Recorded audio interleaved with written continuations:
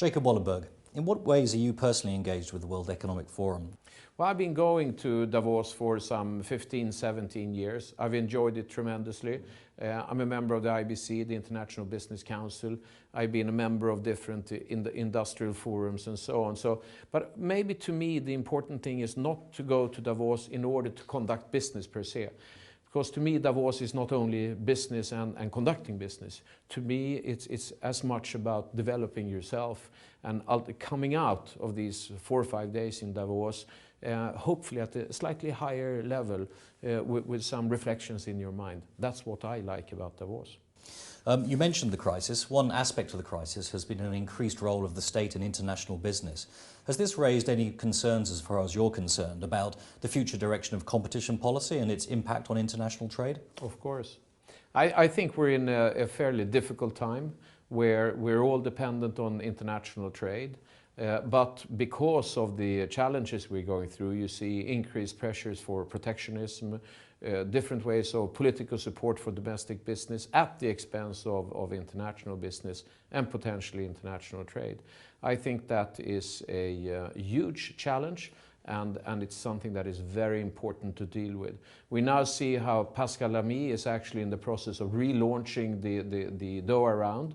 And I think it's a very opportune time to reinvigorate this whole issue and make sure that people, politicians, business focus on it. The theme of this year's meeting is shared norms in an independent yet diverse world. In your opinion, what are the most important shared norms that need to develop in the coming year? I think given what we've been going through, maybe the word trust goes through my mind. We have to trust in a system. We have to trust in our partners. We have to trust in that the world will continue to move forward. Positive spirit, if you wish. Very important.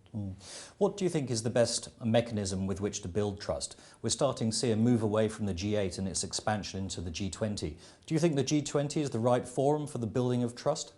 I think for certain questions, I think G8 or smaller forums are really important. I think G20 is a great development because it brings in large parts of the world community that have not been engaged before. So it really does add some real value to the process.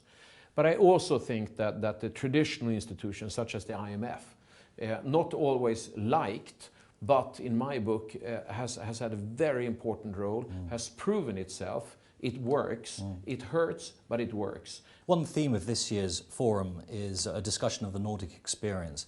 How do you define the Nordic experience, and to what extent is it transferable to the rest of Europe? You know, every country has their culture, their traditions, so maybe it's not transferable. But the Nordics have been, I guess, pretty good at coming together. The populations of individual countries have come together, have solved some very difficult issues. We had in Sweden a banking crisis in the early 90s. The Finns had a similar one and lost 25% of their international trade that went to Russia in those days, more or less overnight. Now each individual country came together, dealt with these, and today you see how they've developed very strongly from an economic point of view, which also is because, I should add, because there's been some fiscal discipline here that have been brought into place at an early stage. And I think that's hugely helpful in today's day and age. So to other countries around the world that are discussing the possibilities of a tough fiscal retrenchment, the model from the Nordics is that fiscal retrenchment can lead rapidly through to growth. If not rapidly, but it will lead into a much sounder situation, and it works. Do you think this will allow the Nordic region to punch above its weight? Whether we punch above our weight or not, but at least we can punch.